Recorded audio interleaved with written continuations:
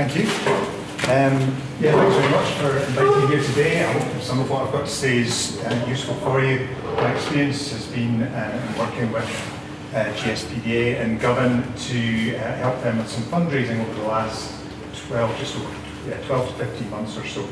So just to explain a little bit about where I'm coming from, my background is in the charity sector for over 20 years in various staffing roles, but gradually I ended up as I was managing a charity and having to do more and more fundraising myself. So I kind of found and felt my way into that world of having to make a lot of requests to various trusts, lottery, some of the sort of fairly standard funders. So that's where my experience began. Latterly, I was then a committee member on a trust that was giving away money as well, and it was actually very helpful for me to be on that other side of things and seeing applications coming in, seeing good applications coming in, seeing very, very poor applications coming in, and seeing how important it was for all sorts of shapes and sizes of organisations to communicate well about what they were doing. So that gave me a different perspective. I'm now a freelancer doing various pieces of work in the charity sector, but also writing. My bigger thing is actually writing children's fiction, which is a whole other world. But one of the things I do is as a fundraiser, working usually with very small charities, similar to SSPDT, where I would spend a bit of time researching possibilities of money, particularly through charitable trusts, and then writing proposals and really trying to tell the story that whatever the community group or charitable organisation has and is doing, trying to tell that story as well as I can to ultimately to maybe trustees of a small trust somewhere who know nothing about it, and how do you communicate that quickly. I'm also a trustee on a very, very small charitable trust that's linked to my son's primary school. So another sort of hat I've got on today, I suppose, is as a trustee, looking at how do you use charitable status. So for us, with that small trust we've set up, we've been learning about gift aid and how we can, just the various little ways that we can use that in different settings. So I'll just briefly touch on that later. And then the final thing, as I mentioned earlier on, is basically I'm a writer, and I think a lot of what the approach is in contacting whoever it is, whether it's a local company, a local individual, or a sort of slightly unknown charitable trust that you think might link to the work that you're doing, it's ultimately about telling a good story and working out, well, what is it about what you do that connects with what people want to hear. So just to explain, so Government Schools Pipes and Drums Association, they came to me and asked me to help them with some fundraising. It felt to me a strange request, like, how come a pipe band's asking me to do, what do I know about pipe bands? It was a friend of a friend had put them in touch with me. But very, very quickly for me, I was struck by many elements of their story, and it didn't take long for me to say, yes, I think there's something I can do for you here. So it felt to me like they had all sorts of stories within everything they were doing. The story of the history of Govan, the fact that there had been pipe bands in Govan and there were no longer pipe bands in Govan, the impact on young people and what they were trying to do, the fact that Govan had changed in recent years, become a very multicultural area, but that the pipe band had sort of segued into that very neatly and had encouraged children from all sorts of backgrounds to get involved. The long-term vision that they had about let's have the children who are learning to pipe today becoming the community band of the future felt like a real story to tell. So a few images that they had on their website are immediately arresting, where you see children again from very many different multicultural backgrounds all together playing the pipes. And then individual case studies that they had, so stories of individual young people who had very different situations to deal with, whether that was a health situation, whether that was a difficult situation at home, whether that was coming into an area where their English was a second language. All of these different stories had quite a strong,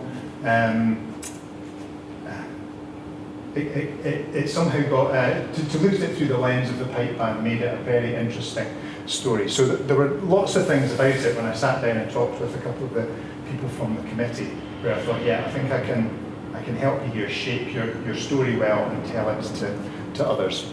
So what my job was to really spend about 3 days on researching trusts who I thought would connect with their story, and on writing material that would be a good 4-page, 4-sided proposal, could easily be cut to a 2-sided proposal.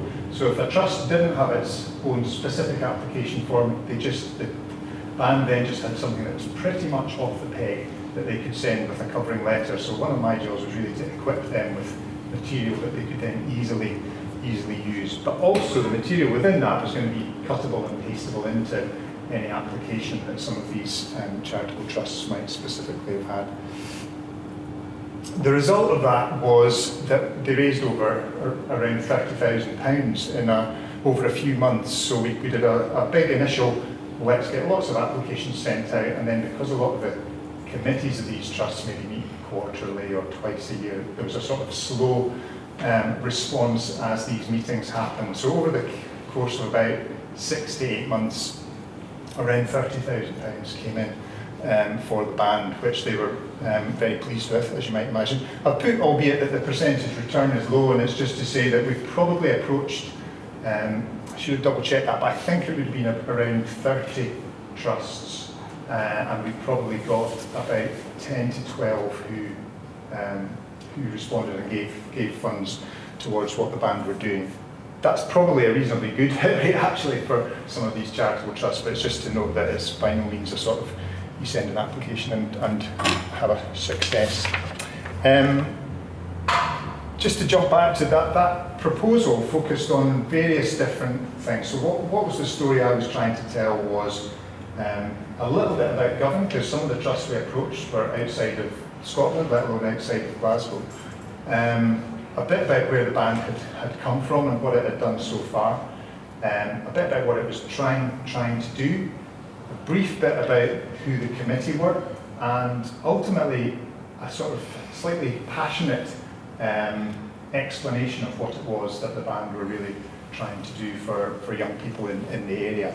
So it felt to me, what I'm trying to do with that sort of thing, and this is where it comes from being a committee member, looking at applications coming in, is try and not leave any question unanswered.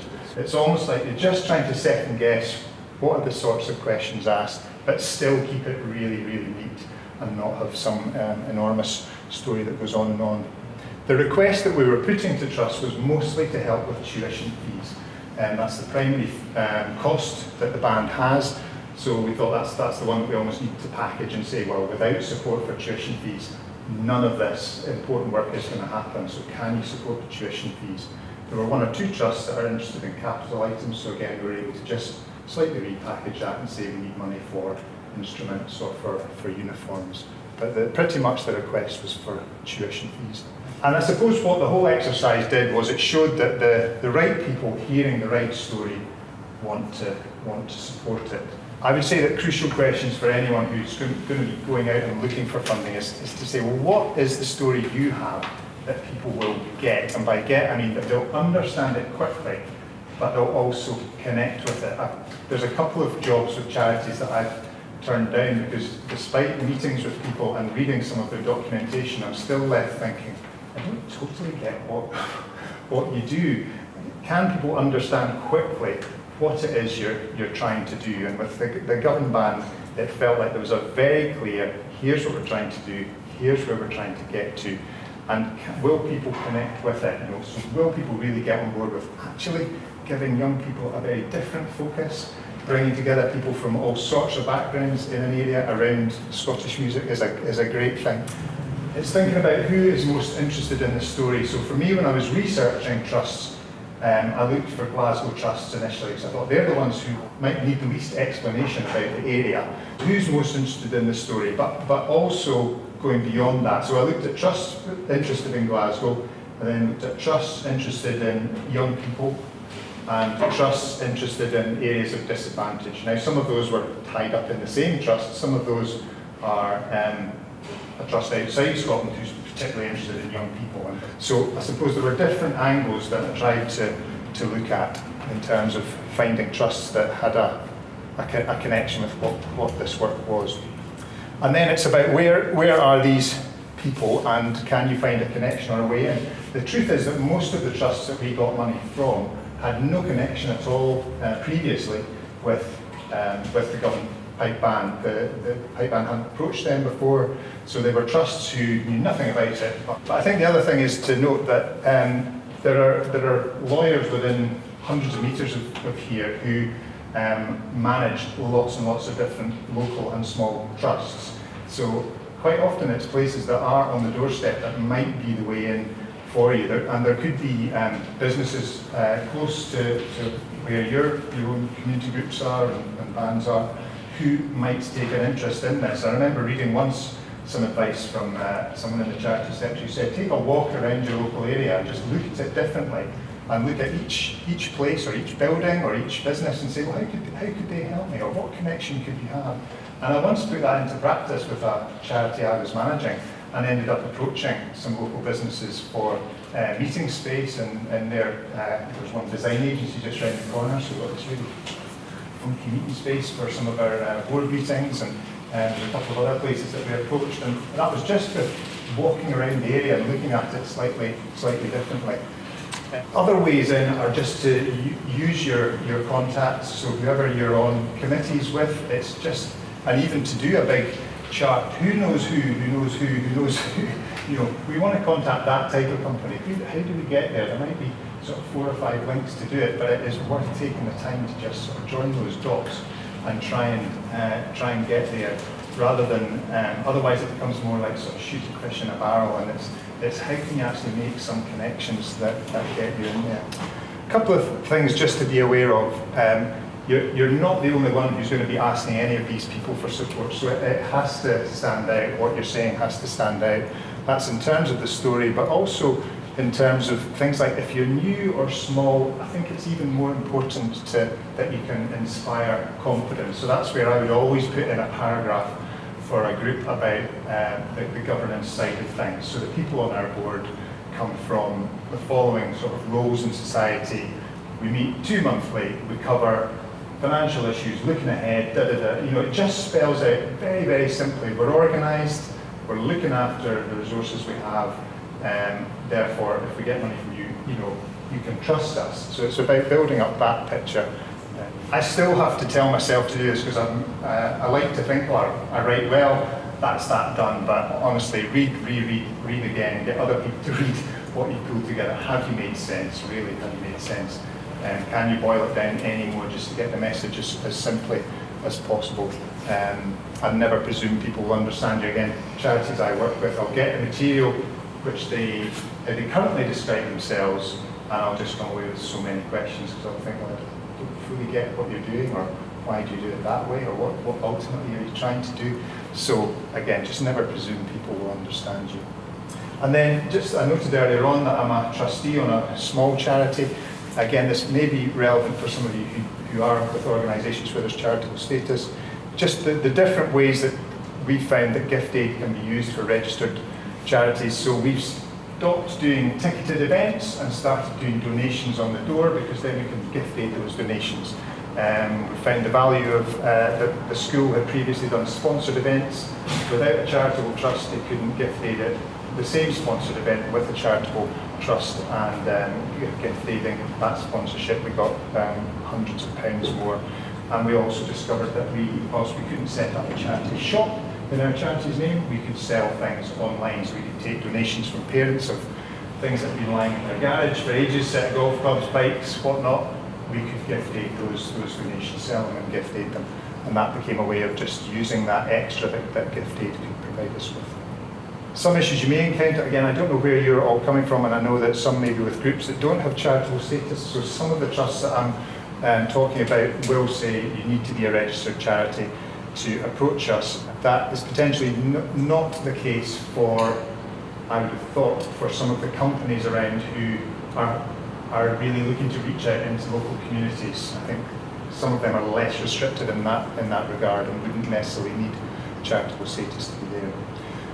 Some of the trusts that we've approached, they will ask for a project, and what's the project, what's happening next year, whereas all you want to do is, we just want more tuition fees. So sometimes there's a way of packaging, well, is there something that is sort of the same next year, but we can package it and say, well, we're going to do this, we've been running in this way, but we're going to do this, so to almost turn your general operations into something that sounds more projecty. You'll still need to report on that, so it's just being careful about how that's done, not making too many promises. Again, some trusts will be limited. They'll say, well, we definitely don't support capital items, or we definitely don't support salaries. So there are limitations in the guidance for these different things. Others will say you definitely need, I've just applied to one recently, again for Govan, and they needed 50% of the funds had to be in place. And many of the other trusts, you need to know that you're actively fundraising. Who else have you approached for the current thing? So again, I guess it's that not all your eggs in one basket bit of advice, and to be able to always be able to document who else are we approaching for the same thing. Resources that you could use, and ones that I use. I basically am a bit of an old school boy, so I ploughed through an older version, but the Directory of Grant Making Trusts in a library. It's an expensive publication, comes in at about £130, that mighty book, but sometimes libraries will have that. So, and it's all indexed helpfully in terms, so you can look at ones that are particularly interested in Scotland, or ones particularly interested in young people, or health and well-being, that sort of thing. But a lot of that material is now on this fundraingscotland.com website, which is SCDO based resource. It has a specifically Scottish focus, whereas the Directory of Grant Making Trust has a slightly wider net. But everything I did for Govan came out of using the Directory of Grant Making Trusts. What I'm left with from the experience with Govan is that telling a story, there's a great story there, and telling it well to people who have an interest in young people and the development of young people proved very successful, and people got on board with